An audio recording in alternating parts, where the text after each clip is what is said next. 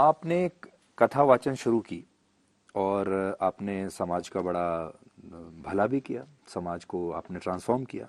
लेकिन अब लोग ये कह रहे हैं कि अब आप कथा वाचक से एक बिजनेस वूमन बन गई हैं। अब आपने अपनी कथा वाचन को कमर्शियलाइज कर दिया है। अब आप एक इवेंट का 9 लाख 10 लाख रुपया लेती हैं, विच इज टू एक्सपेंसिव। तो ये आपके दिमाग में कैसे आया? और you want to make money? No no no.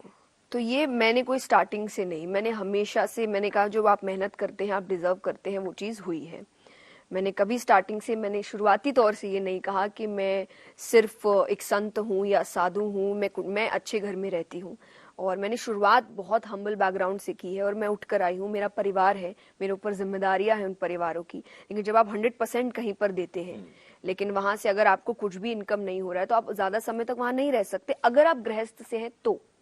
Plus हमारे पास 20 से 25 लोगों की टीम है सिर्फ कथा के लिए, जिसमें सब कुछ आते हैं, आर्टिस्ट भी आते हैं, म्यूजिशियंस आते हैं, साउंड सिस्टम आता है, डेकोरेशन आता है, जिन सबका घर इससे चल रहा है। आज उनके बच्चे स्कूल जा रहे हैं, पढ़ रहे हैं, उनके घर में खाना आ रहा है। तो इतना काम भी हो रहा है जिस पर नजर नहीं जाती है किसी की। और ये मेहनत की कमाई है, आप मेहनत कर रहे हो उस चीज के लिए। मैं पढ़ रही हूँ, मैं काम कर रही हूँ, मैं दिन रात एक कर रही हूँ, मैं बहुत डिफिकल्ट सिचुएशंस में ट्रैवल कर रही हूँ, तो ये नहीं दिखता है।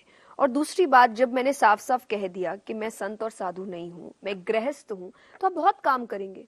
आप ट्रांसफॉर्म करने के लिए 10 चीजें कर सकते हैं, बट मैं उसको फ्री में क्यों करूं? जब अगर मैं अपना समय दे रही हूं, जैसे अगर जो मुझसे क्वेश्चन कर रहे हैं, मैं उनसे कहती हूँ आप फ्री में काम कर रहे हैं। और अगर आप चीजों को जो खराब कर रहे हैं या आपको नेगेटिव बातें सिखा रहे हैं, उनको भी आप लाखों रुपए दे सकते हैं। तो जो एक्चुअली आपके घर में संस्कार ला रहे हैं, सकारात्मकता ला रहे हैं, भगवान को लेकर आ रहे हैं, आपको खुश रख रहे हैं, उनको कुछ देने में आपको क्यों प्रॉब्लम है? आपने देखा होगा एक विचारधारा ये भी है कि हमारे संस्कारों में पैसे को बड़ा बुरा माना जाता है कि पैसे की बात नहीं करनी चाहिए, सब कुछ मुफ्त में करो, और निस्वार्थ चाहिए भाव सबको। से करो। और पैसा जो कमा रहा है वो अच्छा व्यक्ति नहीं है। ये थॉट प्रोसेस ही शायद मुझे चेंज करना है कि ये गलत बात है।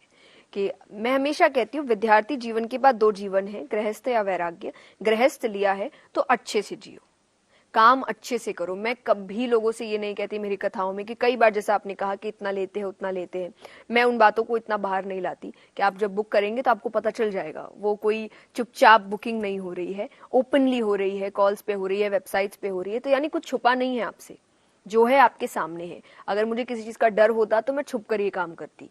मैं कहती नहीं नहीं ये इधर है वो उधर है, ऐसा कुछ नहीं है। जय जी, मैं आपकी वेबसाइट देख रहा था। वेबसाइट जब आपकी देखते हैं तो उसमें अलग अलग सेक्शंस आते हैं। उसमें एक जगह लिखा है इवेंट्स। वेबसाइट देखकर ऐसा लगता है जैसे किसी बहुत बड़े फिल्म स्टार की वेबसाइट हम देख रहे हैं या किसी बहुत बड़े स्टार परफॉर्मर की वेबसाइट देख रहे हैं। और टोटल जैसे एक कमर्शियलाइज्ड वेबसाइट है, वैसी आपकी वेबसाइट दिखती है। तो ठीक है, आप साध्वी नहीं हैं, आप मोटिवेशनल स्पीकर हैं, लेकिन पैसा तो आप भी अच्छा खासा कमा रही हैं, आपकी वेबसाइट देखकर पता चलता है। Why not? आध्यात्मिक लोग स्टार्स क्यों नहीं हो सकते? और मुझे ऐसा लगता है एक्चुअल स्टार्स तो वही है जो आपके लाइफ को ट्रांसफॉर्म कर रहे हैं। आपको सिर्फ एंटरटेनमेंट नहीं मिल रहा है, आपको खुशियों के साथ साथ मनोरंजन के साथ साथ जिंदगी बदलने का मौका मिल रहा है। इनसे बड़े स्टार्स तो दुनिया में कोई नहीं हो सकते, तो व्हाई नॉट? और जैसा मैंने कहा कि आज जो जमाना है, आपको जमाने के हिसाब से चलना पड़ता है। मैं भगवान के लिए भी कहती हूँ कि अगर सिर्फ एक चीज होती तो भगवान 24 अवतार नहीं लेते। समय के अनुसार आपको बदलना पड़ता है। जब श्री राम आए तब समय अलग था, लेकिन वही जब श्री कृष्ण आए तब समय अलग था। श्री राम मैं बहुत सुंदर तरीके से समझाती हूँ कि श्री राम आपको सिखाते हैं कि मर्यादा में रहते कैसे हैं। उस वक्त जरूरी यही था कि मर्यादा में रहना सिखाया जाए, कि मर्यादा में रहते कैसे हैं। पर श्री कृष्ण आपको सिखाते हैं कि मर्यादा में रखते कैसे हैं। कि रहकर बहुत समझा दिया, अब तुम नहीं समझ रहे, अब मैं तुमको रखना समझाता हूँ। तो तुम अच्छे तो मैं अच्छा, तुम बुरे तो मैं बुरा। तो भगवान ने अलग अलग अवतार लिए थे समय अनुसार। वो तो यही सीख दे रहे, समय अनुसार आपको बदलना पड़ता है। एंड जब मनी की बात होती है, मनी खराब क्यों है? अगर आप अच्छा काम कर रहे हैं उससे, अगर आप चेंज लेकर आ रहे हैं, तो क्यों खराब है वो चीज? अगर मैं उसको गलत कामों में इसका इस्तेमाल कर रही हूँ, मैं दुनिया खराब करने की कोशिश कर रही हूँ, then obviously. But money, power, position, ये चेंज लाने के लिए जरूरी है। आपको चाहिए तभी आप बड़ा चेंज ला सकते हैं।